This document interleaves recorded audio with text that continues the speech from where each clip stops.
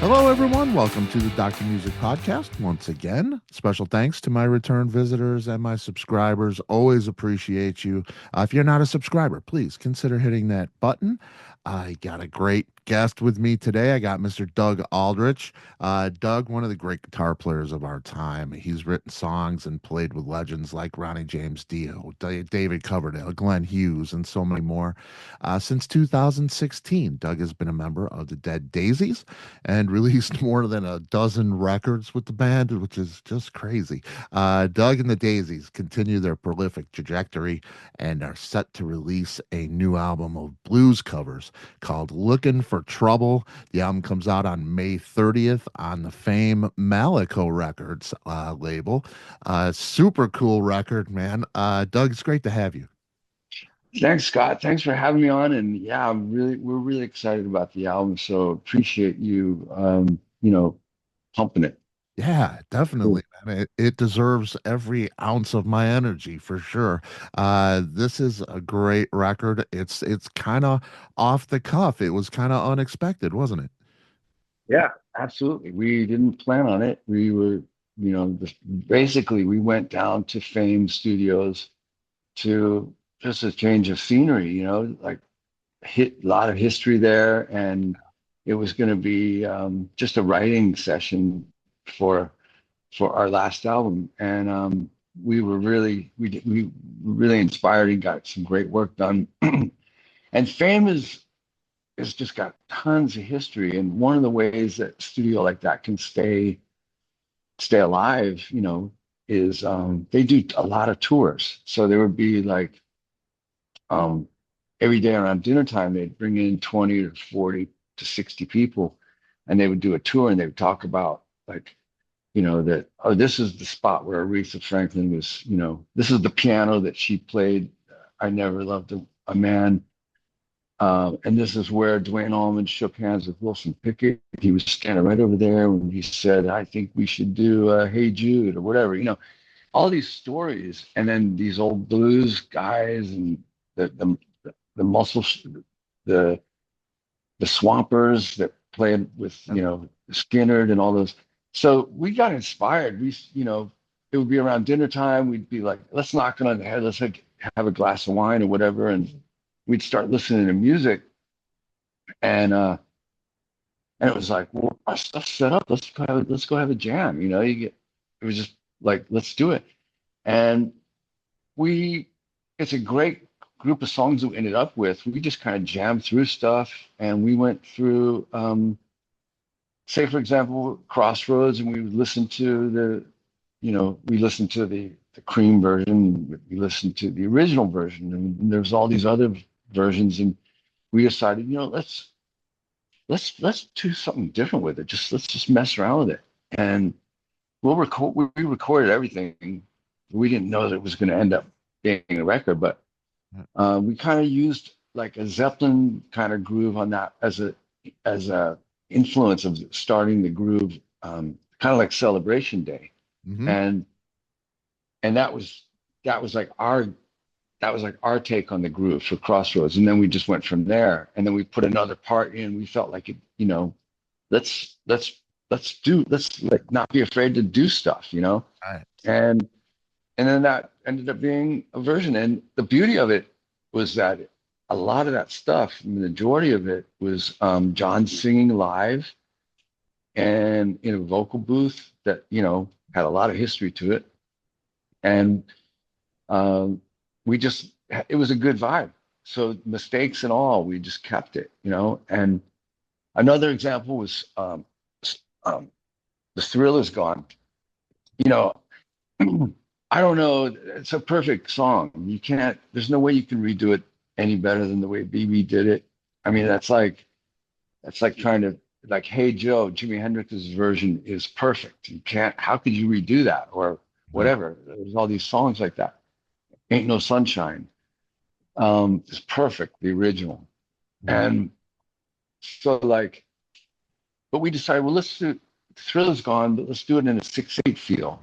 And somebody suggested that, and then we just kind of went with it. And it was the end of the day, and I was kind of in the moment, really just didn't think about it. I don't even remember playing it, you know? And then Marty Fredrickson, our producer, said, "Well, go home and take a MP3 and we'll hit it fresh in the morning and see what we get." And I listened to it that night. I listened to it the next morning, and I'm like, I don't think I can play it any better. I mean, Yeah, it's as good as I. I mean, I played a lot of stuff I wasn't even thinking. You know what I mean? yeah. That's where it happens, right? I mean, when you're not Yeah. thinking, it's all feel. Yeah. I told Marty, I don't think. I mean, we can play it again, but I think it's just going to get worse and worse every time because I'm gonna. I mean, there's so many things I did that I hit the melody in the right spots. That was cool. But then I was doing some other stuff that I've never done before, and so he just goes, "Let's leave it. It's Yeah. one first take, fine, it's fine." So we cleaned it up. There was a couple of out of tune chords during the when the vocal was singing, so I cleaned that up. I That didn't even bother me. The out of tune stuff didn't bother me, but he was like, "Well, let's just grab that really quick." Yeah. But like that's how we did it. I, Really, I love we it. didn't overthink it. Nothing. Yeah. And it shows, it's got, when I first put it on, uh, and it's, I'm Ready comes on, and it's just so raw and real and organic. It was just, it had a live feel. And I was instantly reminded of Frank Marino. And that Oh, attack style of playing, where he came out and just killed it. There was that primal kind of thing going on. Uh, he that always killed it. And he did. I'm ready, right? I believe so. Early, it's on an early record, maybe. It really reminded me of him, and I think that maybe that's why. He did a lot of blues numbers, especially like that live record. Yeah, yeah, I love that, man. It's It killer. just it's just amazing. It lives with me. So it really brought me back to that, and There was something nobody we never talked about it, but it was almost the way that once the groove kicked in with "I'm Ready," it was almost like a Zeppelin or a Thin Lizzy kind of take on it a little bit. uh, So, like that was like, okay, this sounds like us now. We're just taking that as a as an inspiration and just making it our own. Yeah. I see the promo photo and it's you guys in front of Fame, the recording studios and Muscle Shoals. And there's so much history there. Like you say, there's that atmosphere. And I know like a band like Collective Soul, I talked to Will Turbin and he was telling me that they always record in like a house. They create an atmosphere for themselves. Their last record was in like one of Elvis's old houses and it had all this stuff still in it. That's Uh, cool. and it created, it always creates an atmosphere that they think comes through the music. And, I feel like I'm getting a piece of Fame here and Muscle Shoals and that whole thing. If you were to take that board and those studios and move them to Nashville, would it'd be different, wouldn't it? Yeah, sure they would. Yeah, You're right. yeah. It's pretty cool, man. Yeah, It's it's a building that's been, I mean, and then there's even for different if anybody's ever down in Alabama area, I would definitely recommend going and taking the tour because it's amazing. And there's a full on tour that goes even up into the office where they would people would come in and bring their demo and try and see if they could get a record deal, with Fame. And there's there's a lot of really cool artifacts and vintage things and historical things. One of them is a handwritten note from Dwayne Allman, January 1st, 1969. And he just says, like I'm just writing this letter to mankind. I want to be a better person. I want to play better. I want to be kinder. And it was just really cool, like never even heard of that letter before, but it's there. yeah. Wow. That's powerful. You take that into the studio, when Yeah. comes through the body to the fingers to the guitar to the recording, you know. Yeah, there's a little pressure there, a little pressure, all the history that was going on, and it was like listening to, some studios now they have, amazing vintage gear there, but it's not like as high tech as what you might do in your house where you got your Right. headphones on and it's like stereo and you got a bunch of reverbs and stuff. We're talking about a Q mix that is a mono Q mix that you're playing to, and stuff's crackling, and it's just, it's pretty cool. It's cool because it makes you like really just forget about all that stuff and just play, you Yeah. know? Yeah. Yeah. That's it. I love that. I love that rawness. I think it comes through. It definitely, I like the idea of But not Scott, fixing it it. does come through. I'll tell you why, because like there's times when there's all different, thousands of times I've recorded. There's always different situations, and you got the ultimate extremes of having unlimited amount of time to go down every wormhole and rabbit hole to find the melody that you think is best for the song, and then you play it enough times where it becomes second nature, and it feels like it was just played off the cuff because it's so fresh now that you've got it down. And then you got the other end of the spectrum where it's like you're on the you're on the clock. There's no time. This is it. You got one chance. Lay it down, and that's going to be it for the rest of your life. And that's what we did with this album. It was like ballsy, like there Yeah. was no. John was singing. Half that stuff is the vocal, scratch vocal. It's just he's so good too. It's just he's got a certain spirit about him too, you know. Oh, I Uh mean, he's one of the greats, John. I say he's. I've been so blessed to work with amazing singers from Cal Swan of Lion to all the way to John. I mean, John's one of the greats. yeah. Oh man, the singers. Yeah, you mentioned that. You know, Ronnie James Dio, David Coverdale, Glenn Hughes. You know, it's just amazing. Wow. Uh Incredible. You do The Thrill Is Gone, and it's this slow burn thing, and you do Going Down, and it's this heavy jam style of playing. Is there one style you prefer or feel more comfortable in? Well, I do love. I mean, of course, with the majority of stuff that I do is more of the aggressive, heavier stuff. That's kind of what is more normal for people Right. than to me. But I do love the slow burn stuff. I think, I could have probably, had I lived with that thing long enough, I probably could have beat it. But I think it definitely was. I'm proud of the fact that I just played it. I didn't even know what I was playing. And the song itself is just a beautiful song. So Mhm. putting it in 6/8 feel changes it up a little bit, makes it a little different. Um, and yeah, I really enjoyed that. Yeah, yeah, and it just sounds great, man. There's so much feel, and that song's all about the feel, and there's so much feel in that song. And like you say, it was a perfect song. A lot of times when I hear covers of songs like that, I'm like, why go there? Try to you can't improve upon it. Uh, Exactly. Yeah.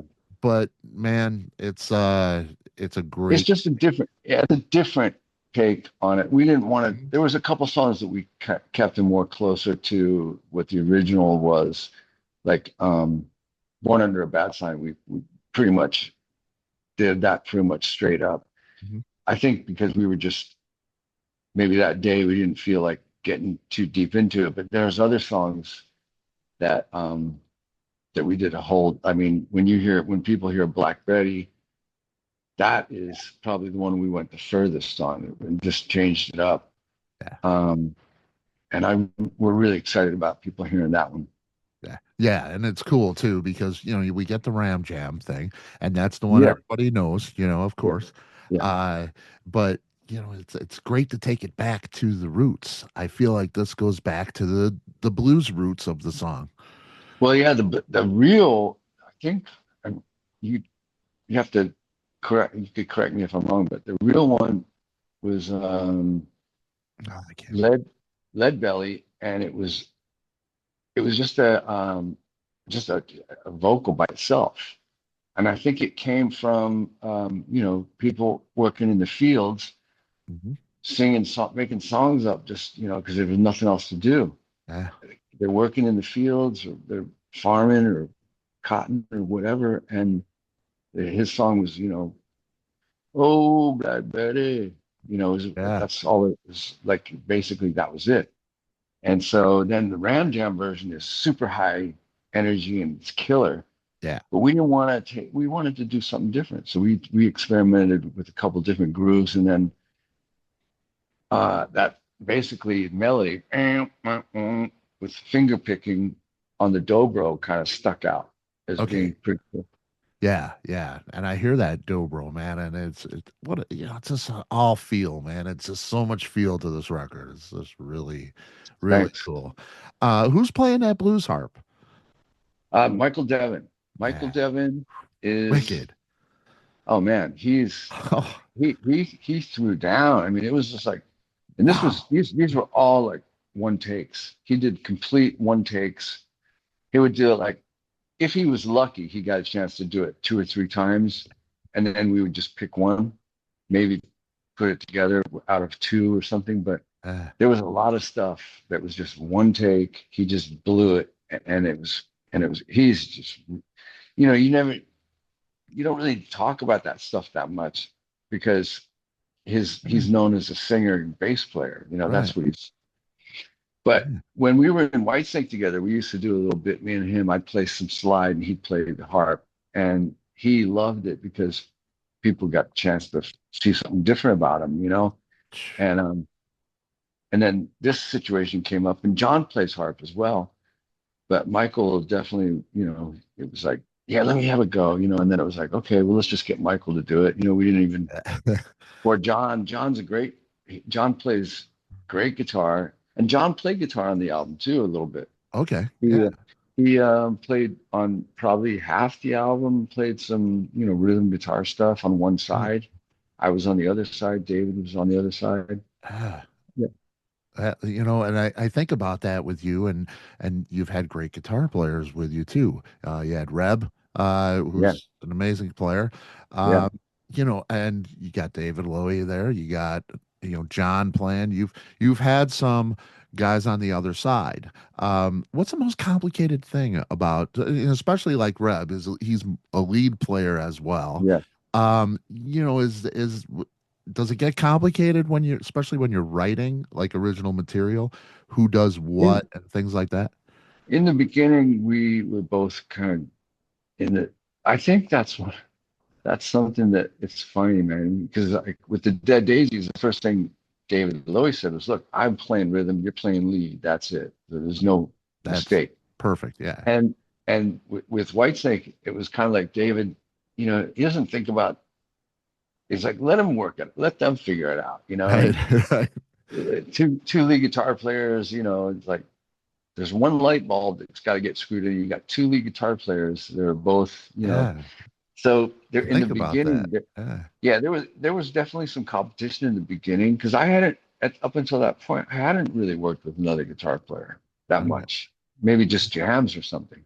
All right. And so this was a situation with Reb where we were, we split it up as best we could based off of whose style might fit the song, Mhm. and but eventually I really realized how different we are and how great it was to play with Reb, because he's like a freelance. He's just like, he's really like, I was trying to hold it down rhythmically, and then Reb would kind of dance on top, and that would give it a lot of really cool energy, Yeah. um, to when the rhythms were not exactly the same. Like you listen to those the '87 record, for example, and it's a very tight doubled rhythm, or tripled or quadrupled, whatever it was that Sykes did. But then live, I think they just went crazy during that time. It was just like Yeah. two guitar players going, mental. Yep. But we wanted to kind of reel it back a little bit, and I was trying to basically stick to the essence of the song the way it was, and then Reb was doing the same, but he would also put his thing on top of it, and I thought it was great. In the end, it was great.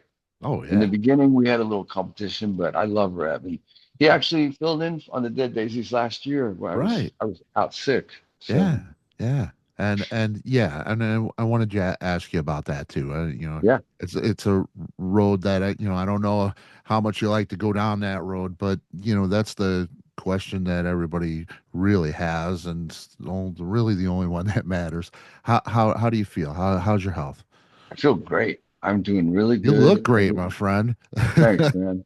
It's taking me time. I'm still getting there, but because you lose in certain situations when they're working on your neck, you can't eat very good, Yeah. and then getting radiation, you're not hungry really. You just feel like eventually, I lost. They're frying your neck every day, and eventually you lose your taste, and you can't swallow so good, and so you lose a lot. You lose weight. So I'm working on bulking back up a little bit, but fortunately, my neck healed. The scar is good. Sometimes I got a few little issues, but I feel really good and I'm grateful. Yeah, man. And I think that, the silver lining is just, you know, I was living pretty hard for a long time. And I think that now I'm realizing I need to, live a little more healthier. Yeah. Oh, So that's a good thing. man, and you say healthier, and I'm a photographer, and I got a chance to shoot you, at a club here a few years back, and you're one of the most photogenic people I've ever photographed, and I've photographed quite a few. I mean, you're ripped, you're somewhere out of your 30s now, right? uh, yeah, Double that. Yeah. uh, Double 30 it's just plus. crazy how in shape you are, and I mean the regimen at the gym has to be incredible, man. Well, I think, when I was in my 40s, it was easy, because I was like, I think like, 40s for people who are out there that are in their 40s, that's like being in your 20s now. Yeah, That's the way they they come off and they're living like they're, but eventually your body starts to slow down. You got to work a little harder at it. And it was harder in the past couple of years to really stay in shape. I try to, but I wasn't living as, I was definitely, drinking a lot and eating not good stuff, so like right. I just have been, obviously since cancer, I've been 100% trying to be better, not drink and eat cleaner and stuff like that. Yeah, But the problem is that you lose weight with cancer um, most of the time. And so you got to find a way to build that back. yeah, So it just takes time. But anyway, I feel yeah, great, man. yeah. I'm grateful. And I would just stress to anybody, especially male listeners of yours in their 50s or 60s, going to the dentist is a good thing to do overall wellness of your mouth and throat because the dentist checks that every time before they do anything. And I wasn't going to the dentist. I was basically just like, I would take my kids there, but I had no problem with my teeth. I was like, why spend the money? Right, But, right. but then, this thing happened and I realized, well, had I gone to the dentist, they probably would have saved me a They would bunch have of money caught in it, medical maybe. bills. Yeah. Yeah, yeah, Well, they would have caught it and it would have been a matter of, when they catch stuff early, when it's cancer, they can just either do some type of minimal treatment or minimal surgery. right. But as it progresses, if you wait 6 months or a year or longer and then you find it, then it progresses and it goes deeper into your body and it can go to all your, extremity, all your, it could go to your liver, it could go to your heart, whatever, your brain. Yeah, So I recommend in my situation for that kind of cancer, neck and throat. Sorry about that. Hang on. Let me yeah. shut this.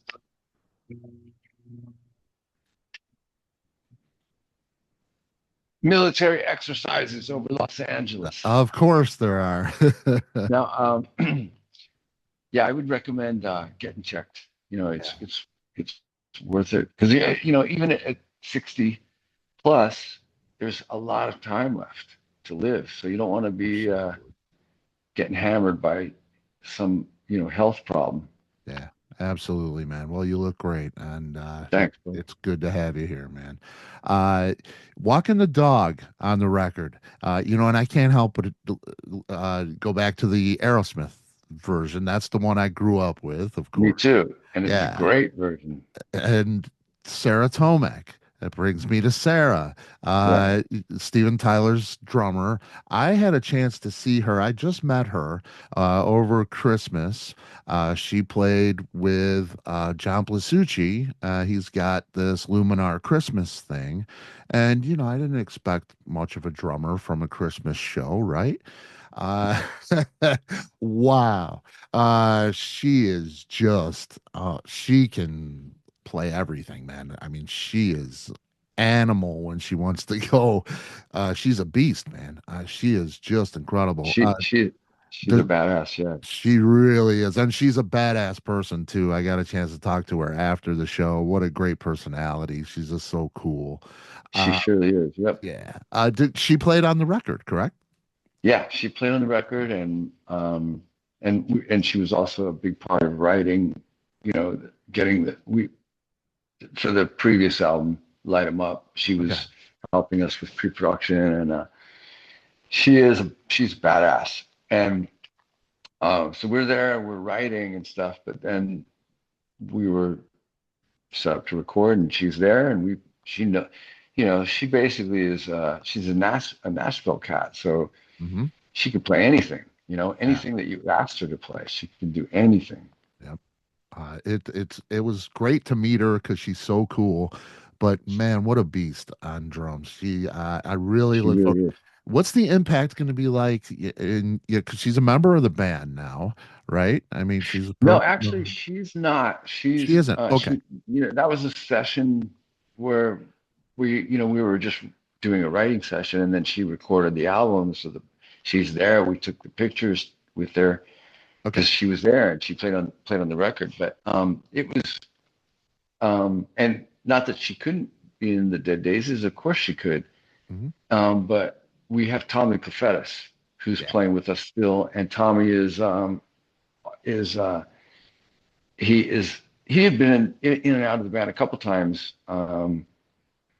with the Dead Daisies, and so a couple years ago he came back, and it was just during the recording and the writing. Well, just basically it was meant to be just writing. He was busy doing something, and we got Sarah, so Yeah. she's on the Okay. album. Okay. Cool. But Yeah. she did an amazing job, and she's just like you say, she's super cool to hang with. It's been now a year, so Mhm. haven't seen her really for a year, but we had a blast, Yeah. and I remember, when she plays, she's just like she's in the moment. She is, man. I was just so impressed. She was just Killer incredible. chops, but like very, she plays the right. She's always playing the right thing, Yeah. and that's what a real seasoned, professional and somebody who's worked with Tyler Yeah. and she's worked with Marty Fredrickson so much with his band. I think it's called Mm. Electric Mary. No, I forget. But anyway, Okay. they were working on a band together. They've been working in a band together for years, and if she's good enough for Marty, she's great. Yeah, yeah, she really is. It'd be cool to see her again in some capacity for sure. Um, you've done solo records. And I somehow that just didn't. I missed them somehow until fairly recently in the past year or so. Uh, what do you ever see yourself doing another solo record? I mean, you never know. I mean, I've got a bunch of ideas that I'm always playing, and trying things, and but basically since 2019, I've basically put everything in the back burner and been focused to when Glenn Hughes came in to the Dead Daisies, I wanted to really make sure that I was there to help him, feel comfortable and everything. And then we just wanted to really make that thing happen, especially coming out of COVID. We had to work really hard to try and keep it rolling. And then we got John back, and I just haven't really thought about it. But I did those records back in the 90s, early 90s, and it was a lot of fun just to experiment with no rules and just mess around. Now and there's a few songs I really, there's like this one song called West Coast that is kind of a Wes Montgomery take. Stuff like that is very different. I would never have an opportunity to do something like that had Right. it not been for a solo record. But so we'll see. You never know. Yeah. Cool. I haven't planned on it, but I definitely have some new ideas that are pretty cool and some melodies that are, I put out a signature amp. It's just getting ready to be delivered to stores with Awesome. Blackstar, and Very cool. yeah, and so I've been going through taking that amp around to some friends and going through different stuff and playing through all kinds of different amps to just see where everything sits and stands. And this Blackstar amp is incredible. It's called the DA100 Ruby, and it's killer, and it stands up to anything else I've played through. But it's also got a lot more tonal possibilities as well. So, but my point being, I was playing through all these different amps, and I just started coming across some new melodies and some things that would would would definitely could work on a Santana album or Right. a Gary Moore record or something. So you never know. Yeah, yeah, and that's the beauty of the solo thing is we get stuff that we wouldn't get in your normal what you do normally in the That's right. heavier stuff or whatever. Yeah, really cool, man. You've told the story a million times, the Kiss story, the audition story. The folklore goes you auditioned in '82, didn't get it, and Gene told you to lose his number. Uh, Yeah. the truth to that, your conversations with Gene, because I see you did House of Lords, some guitar work there. That's on Simmons Records. You've opened for Yeah. Kiss and done this Kiss cruise with the Daisies. So how fun is Well, it I to want to talk get to something Gene? straight first, really quick, Scott, Yeah, is that please.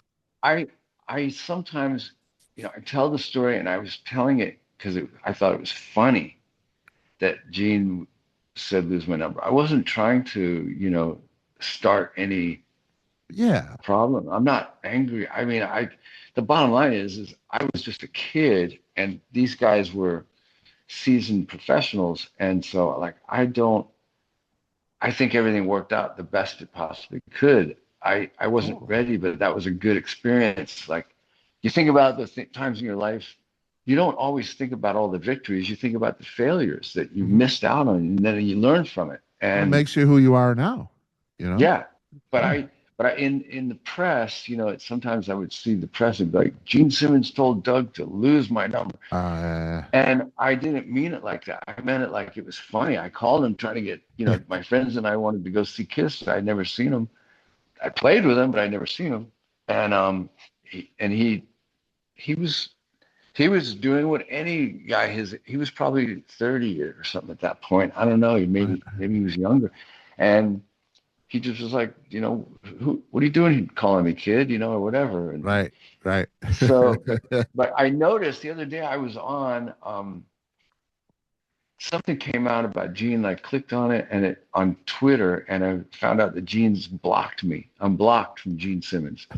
So I don't know. Maybe Gene saw something and was like, Oh, that's yeah. upset about it. So Uh, Gene, sorry about that, man. I love you. You're yeah. amazing bass player and amazing songwriter, and I, I'm definitely grateful for the times that I got to be around you, and I'm grateful for when he asked me to do the session of the House of Lords Hmm. because that was a really fun session, and I got to meet one of my dear friends, which was Andy Johns during Yeah. that. So the House of Lords were looking for somebody to, and I had played on some demos for them, and they loved the demos. And so they said, let's get Doug to join the band. I couldn't join the band because I was contractually still with Hurricane. And Gene, even though he was asking me, just break the contract, I didn't want to do that. But I did do the sessions, and Hmm. I met Andy Johns, and Andy's one of the greats. Yeah, And Andy turned out to be a friend that we recorded a lot together over the years, and he was just such a big influence in recording um, until he passed. He passed away 10 years ago or something. But Yeah. um, yeah, it was great. So thanks to Gene for all of that stuff. Yeah, yeah, and we know Gene by now. He's a great guy that doesn't mince words, and we're all aware of that. Um, Going back to Dio, you in the song Electra, there's two unreleased albums, Magical 2 and 3. That's unreleased. We may hear them, we may not. Did you play on those? I played on Electra. I did not Right. play on. I don't know what's coming out or what they have, but Electra was just like we were doing a tour. He asked me to do a tour, and I just said to Wendy, if you work it out with David Coverdale for my schedule, if he says yes, then I'm in. I love Ronnie, so Yeah. we were getting ready to go, and then Ronnie wanted to promote that tour and also release our Killing the Dragon record and one of our lives. I think Evil or Divine was going to be Yeah. re-released, the live album we did, and he wanted a song to promote it. So he wrote the song Electra, and then we recorded it. And during the time, he was, noticeably having some stomach problems. And then, of course, later we found out he got cancer. But Electra, the interesting thing was Electra started off as a different song. Ronnie gave me a demo of it, of this song, um, and he's like, just put a solo on it for me. And then when I came back to him, he goes, no, I decided to forget that song. We're going to do this song called Electra instead. Um, so that song, I just had it. And Right. interestingly it was finished. I put the solo on it, and it had a finished vocal, and it had rhythm guitars that Ronnie played and a bass that Ronnie played. Ronnie used to be a Wow. bass player. And Simon had programmed some drums, and I've got the version, and it's never come out. So maybe one day it'll come out. But Yeah. I Yeah. don't know what they got on tap. I Right. just know that his 15th anniversary is this year, so of his Okay. passing. Right. Yeah. So yeah, we haven't gotten much since he passed, and of course, all of us would love to hear Ronnie again, for sure. That would be pretty Yeah. special, especially with you playing guitar. That would be awesome. Well, Uh, there's the one track. But I think what's most cool about it is that you can hear it's Ronnie playing bass and playing rhythm guitar, and it sounds cool. And he yeah, sang a haunting vocal that was yeah, he doubled the vocal the whole way through, and it's really like it's just got a vibe, man. It's so intense.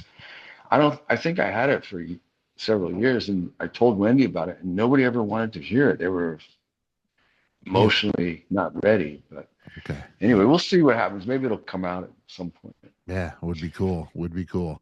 Aside from all those artists, you've worked with Brian McKnight, Doro, Lita Ford, Lady Gaga, right? Yeah.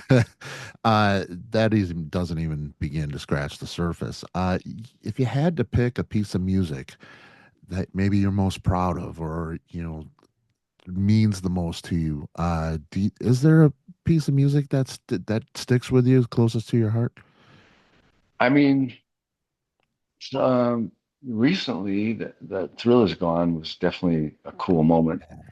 But I would say a couple of the later tracks, like at the end of a writing process with Whitesnake, there was always like, we'd be like, okay, I would just have something different to offer to David. And on an album called Good to Be Bad, I said, I got this thing. It's very much like, it kind of like Hear My Train a Coming by Jimi Hendrix, but not like that. Yeah. But basically, I'm hearing the vocal melody follow the guitar.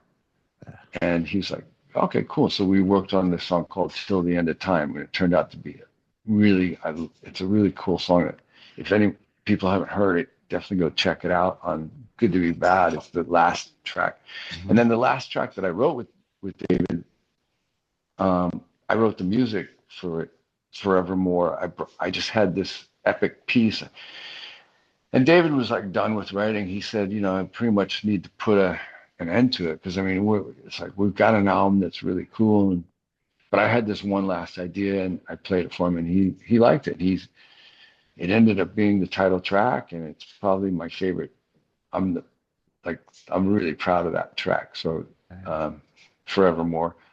But Thrill Is Gone is definitely recently like something I would have loved to, I would have loved to take another crack at it, but I was afraid to because I just didn't know what else. I was like, it's got so much going on. I don't know if I could retain it. It's got to come from the heart. It's that perfect thing, man. It Yeah, is. It's a perfect take. With a perfect song. It's pretty cool. Writing with those guys.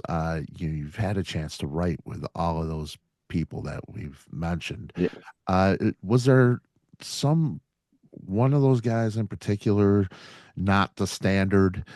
You write with people, you're writing songs is writing songs.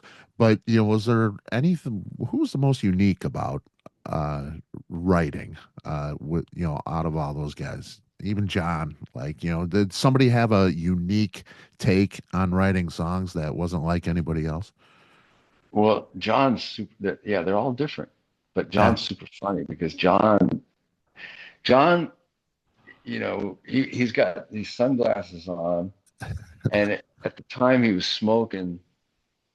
Actually, he was vaping, and it's really bad. We don't want him doing that anymore. But I would play something for him, and he'd just look at me with deadpan face, and he would just like just put this vape up, look at me, and then smoke would come out of his nose.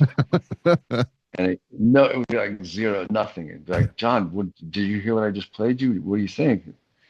And he would like, eventually he would go, yeah, let's work. Yeah, what if you did this? And then we would start working on something or whatever. But it was just funny. Yeah, yeah, And with Dio, he had very much a compartment that he wanted everything to fit in. He had a word called jolly, and he did not want any jolly songs on the record. He didn't want anything jolly. He wanted it to be dark and mean and grand. It could be yeah, grandiose. It could be grand and yes, beautiful. He just didn't want it to be jolly, right, like that kind of thing. yep, And he he was very particular, like how certain things he was into. And when we were writing, there's a couple things that we didn't finish that he uh he had me. He was like, I played something where he was like, yeah, I really like that, but that chord right there, is there any way you can make that darker? I'm yeah, like, be like, what about this? Like, no, darker. Oh, well, I mean, I don't know. And I would just stick my finger somewhere, and he'd be like, yeah, that's it. And I'd be like, that you like that? He's like, that's great, leave it like that. And he wanted it to be a certain way, and then on the other hand, you had David Coverdale, who was like, the sky's the limit. Like, you can do anything. He didn't care how you came up with it or where it came from. Anything could be an inspiration, and he was wide open, wow, to pretty much anything. And you know, those are great parameters to either have a set parameter or no parameter, and it's great to have that to learn. yeah, man, I learned a lot working with David because he's really a melody hook guy and he was eager to explain how he was like, yeah, the more hooks, the better, you know, like can't have enough. Yeah. So it was cool. I'm still learning though. And John's phenomenal. So working with John has been a great experience the past 10 years. Yeah. It's just so amazing your career. You ever think about writing it down? You know, a book, an autobiography? Um, I, I mean, it crosses my mind once in a while, but I don't know. It would, I might go crazy trying to remember everything. I don't know.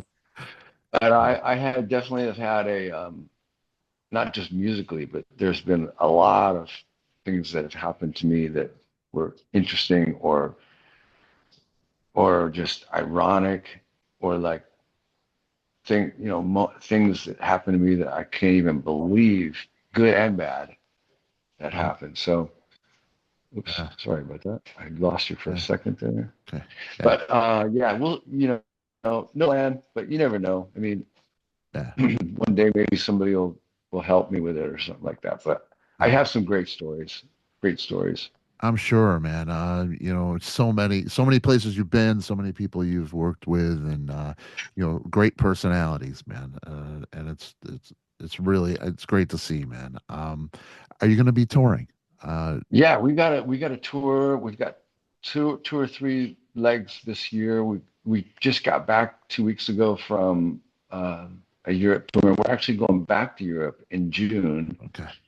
and people can go to the deaddaisies.com and look at the dates. We're going to be back in Europe doing our own shows in Germany and elsewhere, as well as some festivals, Belgium and England. And then later, actually in the summer, we're going to be in England. So just the best thing to do would be to go to the deaddaisies.com, look at the tour dates to check it out. And definitely thanks for, all you're doing to promote the Looking for Trouble record. It's fun, it's like raw and it's a definite moment in time for us. And, February 2024 or whatever it was, March Uh, 2024, it was just a great moment. I wish I could go back there. Man, it is a fun record, man, and it's raw and it's beautiful. Yeah, Thanks, bro. it'll be great to see you on the road. It's great to have you with us, man. We love you, and it's gonna be great to see you live again. And you know, May Well, 30th. we gotta get to Chicago. We gotta get over there. We'll see you, and maybe we can come into the studio there. That would be fun. Yeah, that would be super cool, man. May 30th via Fame Malaco Records. Looking for Trouble is out there. Check it out for sure. Doug, I can't thank you enough, man. Thank you, Scott. Thanks to So you and appreciate. John for having us on, and look forward to seeing you live and up close in the future. Yeah, absolutely, man. Let's do it again. All right, bro. All Thank right, you, Doug. man. I All appreciate the you, man. best. Take care. God, Bye thanks you bye. too.